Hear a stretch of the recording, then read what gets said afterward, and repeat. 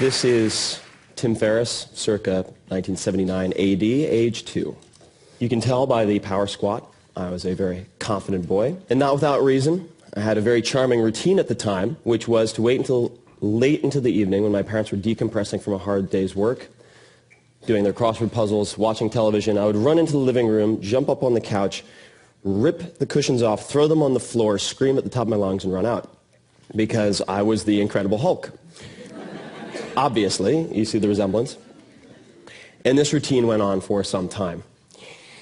When I was 7, I went to summer camp. My parents found it necessary for peace of mind. And at noon each day, the campers would go to a pond where they had floating docks, and you could jump off the end into the deep end. I was born premature. I was always very small. My left lung had collapsed when I was born, and I've always had buoyancy problems, so water was something that scared me to begin with. But I would go in on occasion. And on one particular day, the campers were jumping through inner tubes. They were diving through inner tubes, and I thought this would be great fun. So I dove through the inner tube, and the bully of the camp grabbed my ankles. And I tried to come up for air, and my lower back hit the bottom of the inner tube. And I went wild-eyed, and I thought I was going to die. And the camp counselor fortunately came over, separated us, and from that point onward, I was terrified of swimming. And that is something that I did not get over. And my inability to swim has been one of my greatest humiliations and embarrassments. And that is when I realized that I was not the Incredible Hulk. But there's a happy ending to this story. At age 31, that's my age now, in August, I took 2 weeks to re-examine swimming and question all of the obvious aspects of swimming, and went from swimming 1 lap, so 20 yards, like a drowning monkey, at about 200 beats per minute heart rate, I measured it, to going to Montauk on Long Island, close to where I grew up, and jumping into the ocean, swimming 1 kilometer open water, getting out and feeling better than when I went in. And I came out, my Speedos, European style, feeling like the Incredible Hulk. And that's what I want everyone in here to feel like, the Incredible Hulk at the end of this presentation. More specifically, I want you to feel like you're capable of becoming an excellent long-distance swimmer, a world-class language learner, and a tango champion. And I would like to share my art, if I have an art. It's deconstructing things that really scare the living hell out of me. So, moving onward. Swimming, first principles. First principles, this is very important. I find that the best results in life are often held back by false constructs and untested assumptions. And the turnaround in swimming came when a friend of mine said, I will go a year without any stimulants. This is a 6 double espresso per day type of guy, if you can complete a 1 kilometer open water race. So the clock started ticking. I started seeking out triathletes because I found that lifelong swimmers often couldn't teach what they did. And I tried kickboards. My feet would slice through the water like razors. I wouldn't even move. I would leave demoralized, staring at my feet. Hand paddles, everything. Even did lessons with Olympians. Nothing helped.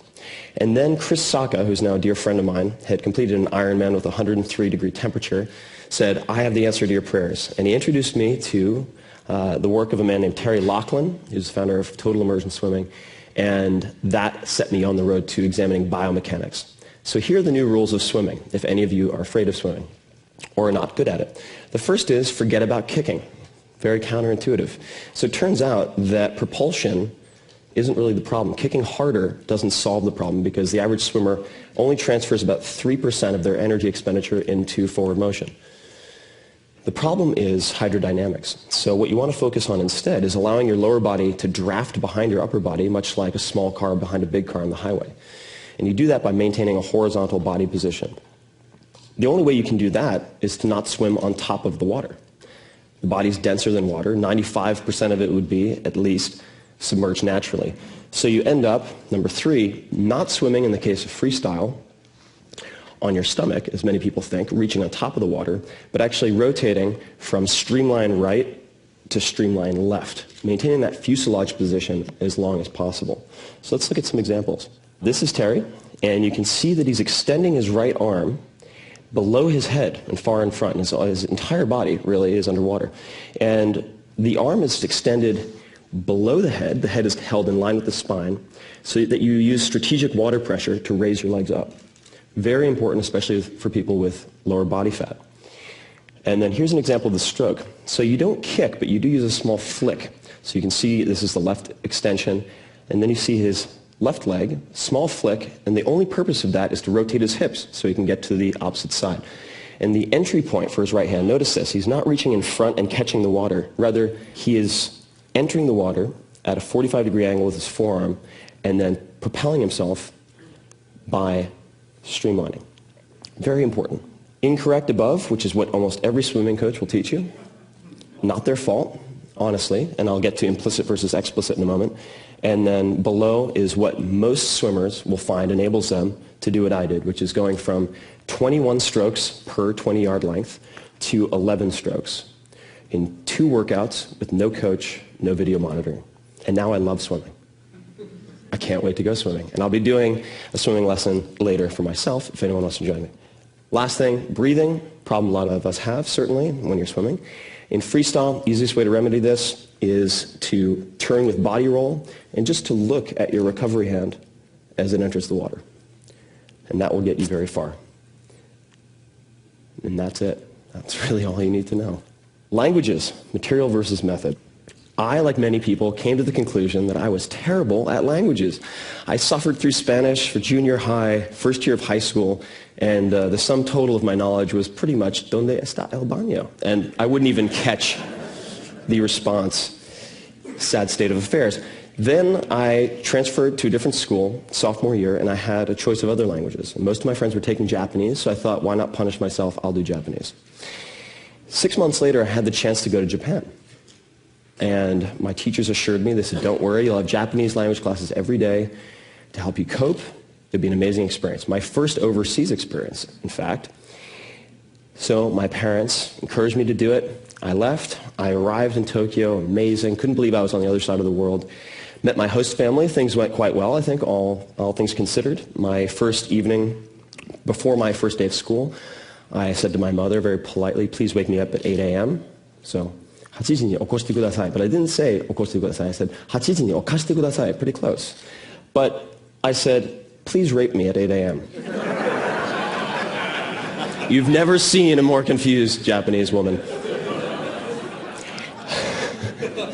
And I walked into school, and a teacher came up to me and handed me a piece of paper, and I couldn't read any of it. Hieroglyphics, it could have been, because it was kanji, so Chinese characters adapted into the Japanese language.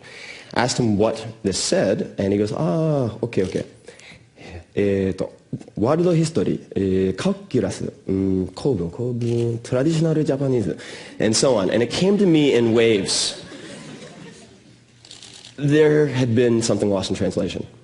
The Japanese classes were not Japanese instruction classes per se. They were the normal high school curriculum for Japanese students.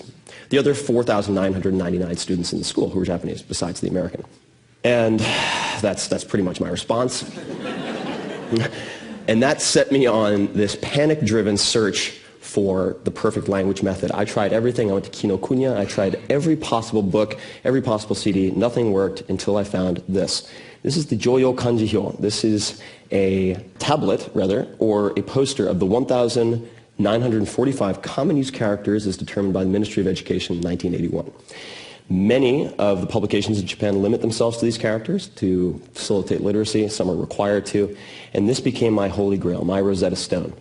And as soon as I focused on this material, I took off.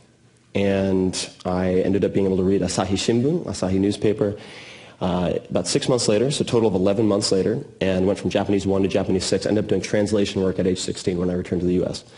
And have continued to apply this material over method approach to close to a dozen languages now, someone who was terrible at languages, and at any given time, speak, read, and write 5 or 6. And this brings us to the point, which is, it's oftentimes what you do, not how you do it, that is the determining factor. This is the difference between being effective, doing the right things, and being efficient, doing things well, whether or not they're important. And you can also do this with grammar. I came up with these 6 sentences after much experimentation. Having a native speaker allow you to deconstruct their grammar by translating these sentences into past, present, future. We'll show you subject, object, verb, placement of indirect, direct objects, gender, and so forth. From that point, you can then, if you want to acquire multiple languages, alternate them so there's no interference. And we can talk about that if anyone's interested. And now, I love languages. So ballroom dancing, implicit versus explicit. Very important. You might look at me and say, that guy must be a ballroom dancer. But no, you'd be wrong. Because my body is very poorly designed for most things, pretty well designed for lifting heavy rocks, perhaps. And I used to be much bigger, much more muscular, and so I ended up walking like this. I looked a lot like a orangutan, our close cousins, or the Incredible Hulk. Not very good for ballroom dancing. I found myself in Argentina in 2005, decided to watch a tango class, had no intention of participating. Went in, paid my 10 pesos, walked up, 10 women, 2 guys, usually a good ratio. The instructor says, you are participating. Immediately, death sweat. Fight or flight, fear sweat, because I tried ballroom dancing in college, stepped on the girl's foot with my heel, she screamed. I was so concerned with her perception of what I was doing that it exploded in my face, never to return to the ballroom dancing club. She comes up, and this was her approach to teaching. Okay, come on, grab me. Gorgeous assistant instructor. She was very pissed off that I had pulled her from her advanced practice.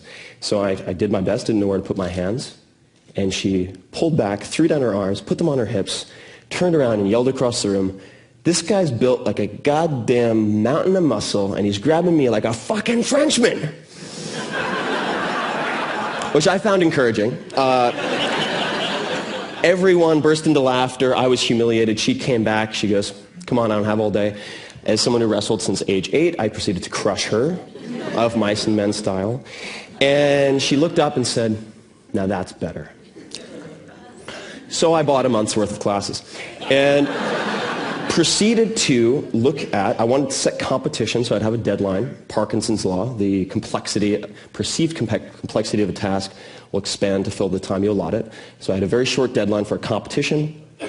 I got a female instructor first to teach me the female role, the follow, because I wanted to understand the sensitivities and abilities that the follow need to develop, so I wouldn't have a repeat of college. And then I took an inventory of the characteristics, along with her, of the capabilities and elements of different dancers who had won championships. Then I interviewed these people, because they all taught in Buenos Aires, and I compared the 2 lists. And what you find is that there's explicitly expertise they recommended, certain training methods, and then there were implicit commonalities that none of them seemed to be practicing. Now, the protectionism of Argentine dance teachers aside, I found this very interesting. So I decided to focus on 3 of those commonalities. Long steps, so a lot of milongueros, the tango dancers, will use very short steps, and I found that longer steps were much more elegant, so you can have, and you can do it in a very small space, in fact. Secondly, different types of pivots. Thirdly, variation in tempo. These seem to be the 3 areas that I could exploit to compete if I wanted to compete against people who've been practicing for 20 to 30 years. That photo is of the semifinals of the Buenos Aires Championships 4 months later.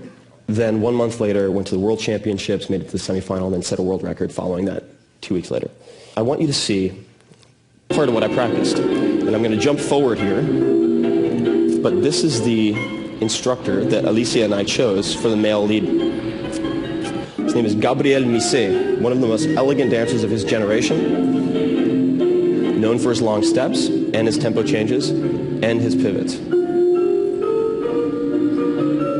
Alicia, in her own right, very famous. So I think you'll agree they look quite good together. Now, what I like about this video is it's actually a video of the first time they ever danced together because of his lead. He had a strong lead. And he didn't lead with his chest, which requires you to lean forward. I couldn't develop the attributes in my toes, the strength in my feet to do that. So he uses a lead that focuses on his shoulder girdle and his arm. So he can lift the woman to break her, for example. It's just one benefit of that. So then we broke it down. This would be an example of one pivot. This is a backstep pivot. There are many different types, and I have hundreds of hours of footage. all categorized much like George Carlin categorized his comedy.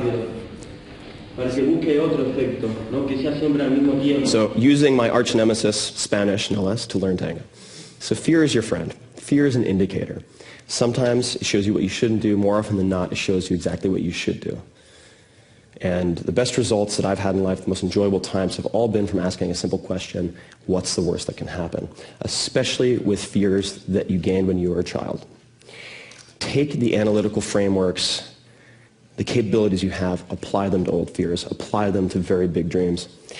And when I think of what I fear now, it's very simple. When I imagine my life, what my life would have been like, without the educational opportunities that I had, it makes me wonder. And I've spent the last 2 years trying to deconstruct the American public school system to either fix it or replace it, and have done experiments with about 50,000 students thus far, built, I'd say, about a half dozen schools with my readers at this point. And if any of you are interested in that, I would love to speak with you. I know nothing, I'm a beginner, but I ask a lot of questions, and I would love your advice. Thank you very much.